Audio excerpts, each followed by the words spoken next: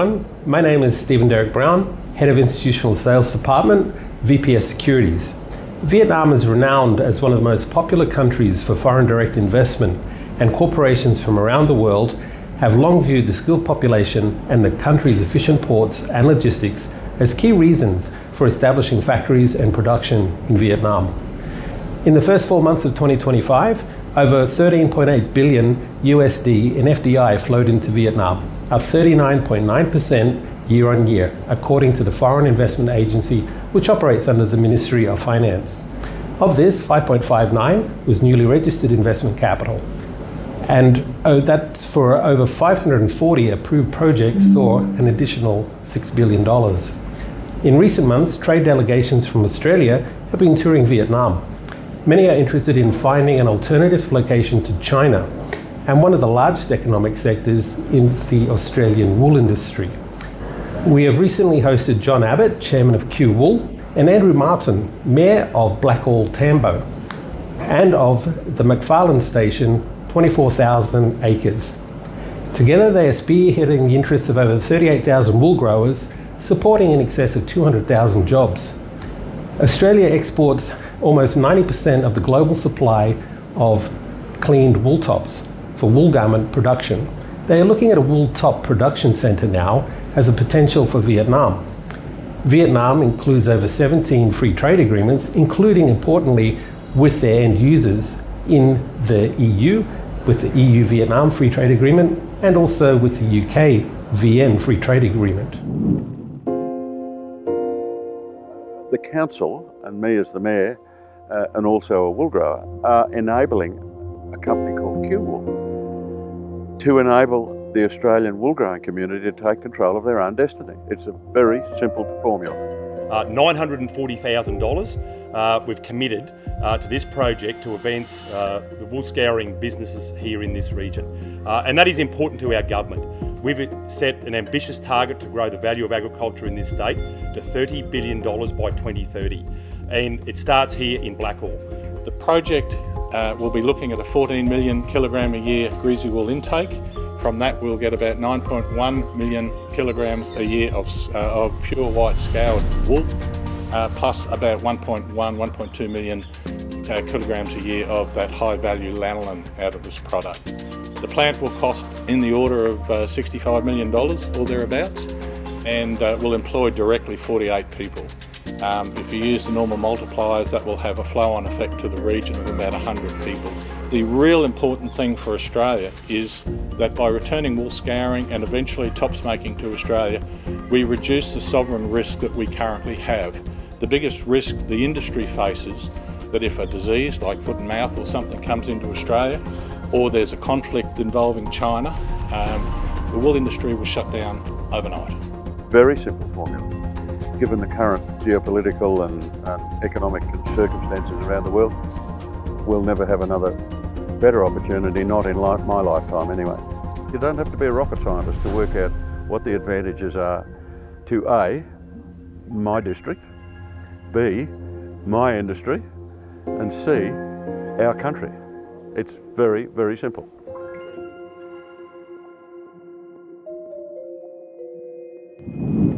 Hello everyone, my name is Stephen Derek Brown from VPS Securities, Head of Institutional Sales Department. Joining us today we have Mr. John Abbott, who's the Executive Chairman of Queensland Wool Processors, or Q Wool, and also the Mayor of Blackall-Tambo and founding family head of the Macfarlane Station in Queensland. Gentlemen, thanks for joining us this morning. Thank you so much. Pleasure. Now, you're on a high-level mission to have a look at potential partners for the development of the Queensland wool industry with the supply chain through from your sheep stations and also greasy wool, biosecurity protection in Australia. Tell us how you found Vietnam so far. We found Vietnam as a very welcoming place and a very good place to do business, we fully believe. What we are looking to do is to change the current supply chain of greasy wool out of Australia, which arrives in Vietnam for fabric manufacturing here. At the moment, that currently goes through China.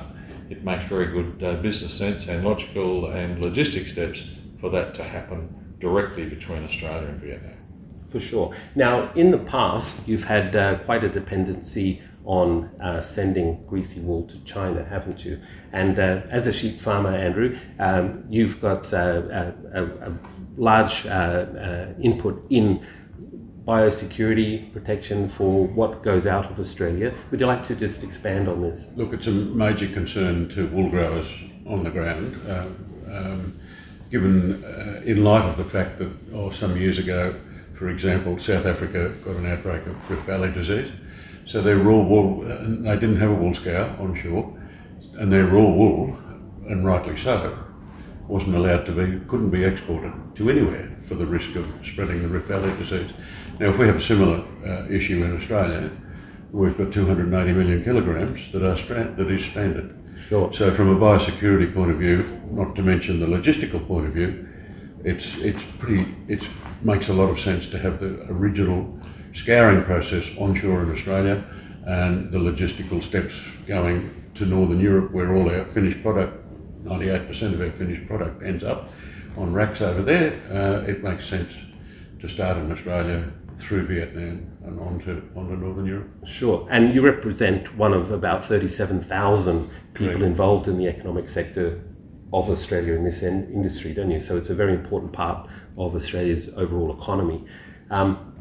When you've been in Vietnam, Vietnam's an exemplar of industrial parks, ports, logistics, supply chain management expertise.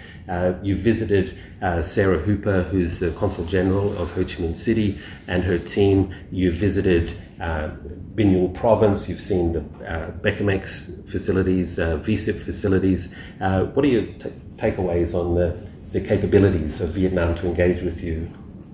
Well, we've seen that very mature organisations, very capable both technically and operationally.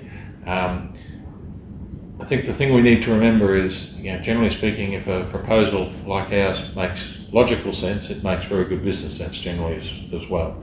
There are 4 steps in the process. Wool growing, which is what Andrew and the 37,000 other people do in Australia.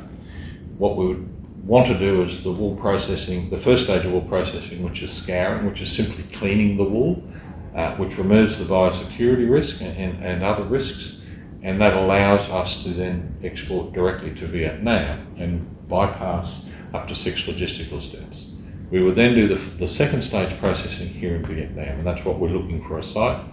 And it makes logical sense, as well as the direct logistical advantage of putting that new plant in Vietnam close to all the spinners and the weavers that are here at the moment. There is a very good match here. So the business activity that the businesses we've looked at this week is to try and work out where the best place to locate that. We've looked at deep sea as an option, the ports in and around, and the industrial parks in and around Ho Chi Minh City, but also the companies who have a vested interest in investing in this. You logically put them together. They are very capable and very efficient producers in their field. So we're introducing a new piece in Australia here in Vietnam.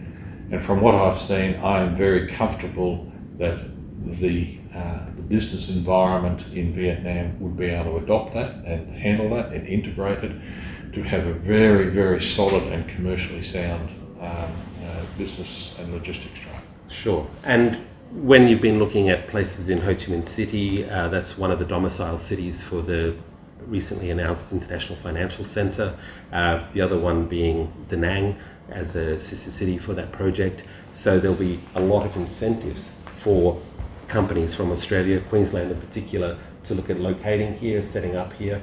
And the other factors to consider, you rightly noted, there's already a lot of existing people who are able to do what you want to do.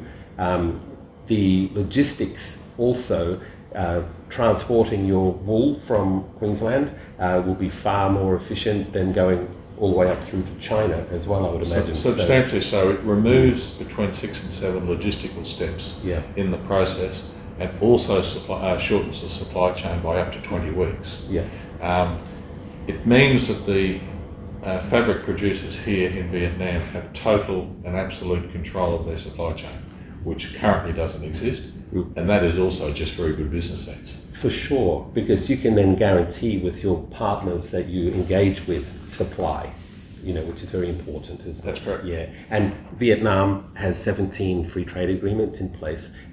More recent ones include the EU-Vietnam FTA, the UK-Vietnam FTA, and recently New Zealand as well has stepped up with an FTA. So anything that gets manufactured here can then be exported from here and then imported into those domiciles tariff-free.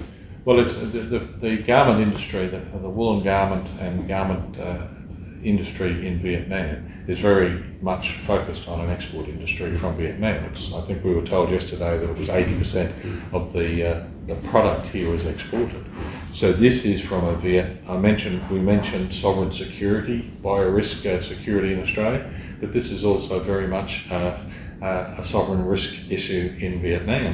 By securing the supply chain, you're securing that export income for Vietnam. For sure, rather than have it rerouted from China at commencement. That's correct. Yeah, because then you might have leakage of local other supply chain components get domiciled there rather than have an opportunity to be done in Vietnam. But you gain that security and also gain an economic advantage. For sure. Correct. Yeah. And it's about control, I suppose, of the process that gives me a guarantee as a wool grower that I can go ahead and grow the next crop of wool. And your wool is recognised as Correct. Origin Queensland merino wool, isn't it? Absolutely, and this process will include fibre trace, which gives provenance to the coat that you might buy in Sweden or Vietnam for that matter. Yeah. And you can trace the origins of the textile in your suit or your coat or your blanket or your wife's dress or whatever, right back to my station if that's where it's come from. And so the Vietnamese garment manufacturers can actually say we are selling and have absolute surety that they are selling fine merino Australian wool. Yeah. Well, at the moment, I think that's kind of a unique proposition, isn't it? Yeah, because a lot of it is kind of hard to trace origin in certain circumstances. But I mean, that quality mark is very important because something in excess of 90% of wool that goes into garment is Australian wool. So that quality security through the chain is exceptionally important. It currently doesn't exist to the extent that it should to protect that Australian brand. Sure. And there's a lot of precedent in this sector, textile, garment, apparel, footwear. These are huge areas for Vietnamese export. They often have huge company re-engagements from Taiwan, South Korea, Japan, who will then put together the components for Nike shoes, or companies like Denmark's Echo, Danish shoe company, global operations. They do a lot of production here. So I'm sure you'll get fast-tracked incentives from all of the local IP majors that are operating here to try to win your business. So when you've been engaging with the government and also the IP park and logistics operators, what's your timeline for delivery of this?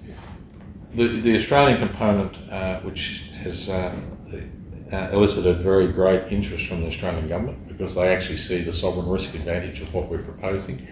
What we're looking to do is to be at a bankable feasibility study by October this year. We're currently doing detailed engineering design, environmental approvals, development approvals, and those sorts of things, with the aim of making a final investment decision by March next year. Ideally, the plant in Vietnam would only follow the start-up of the plant in Victoria by months, in Queensland by months, and grow from there. So we're on a fairly fast time frame to look for obviously the best site for this plant, but also investors and partners here in Vietnam. So pretty tight time frame, but our intention is to have the product available for the market in 2027. Perfect. Right. John and Andrew, it's been a pleasure to have you both on, and you're the first industry leaders to scope out Vietnam since the Trump administration announcement of tariffs on the 2nd of April. China at quite a large percentage price, and Vietnam about half of what was imposed, but still high. So there will be a lot of incentive from the Vietnamese point of view to win new business. It's a long-term collaborative cooperation agreement, really, isn't absolutely, it? a long-term collaborative with a long-term industry. We've been doing it for a couple of hundred years. It's not going anywhere at all, is it? Only I hope not. Only onward and up. Only onward and upward, yeah. The fortunate thing about this and what's happening with the Trump tariffs, it's almost an irrelevancy. Yes. Because we're coming straight from Australia to Vietnam. Yep. And as Andrew said earlier, about 90% of that product then goes to Europe. Yep. Which is tariff-free. Which is tariff-free. From Vietnam's point of view. And it's tariff-free from Australia to Vietnam. It's a perfect synergy, really, if you can get it, sorted. Synergy. Yeah. So congratulations and every success. Thank you so much for your time. Thank you so much for your time. Thank you. It's been terrific. Thank you. It was our pleasure to meet with John Abbott, Chairman of Q Wool, and Andrew Martin, the Mayor of Blackall-Tambo and Head of the Macfarlane Station in Western Queensland. VPS Securities often hosts industry and trade delegations, and we have specialists highly skilled in supporting enterprises and delegations interested in looking at market entry and business partnering potential in Vietnam.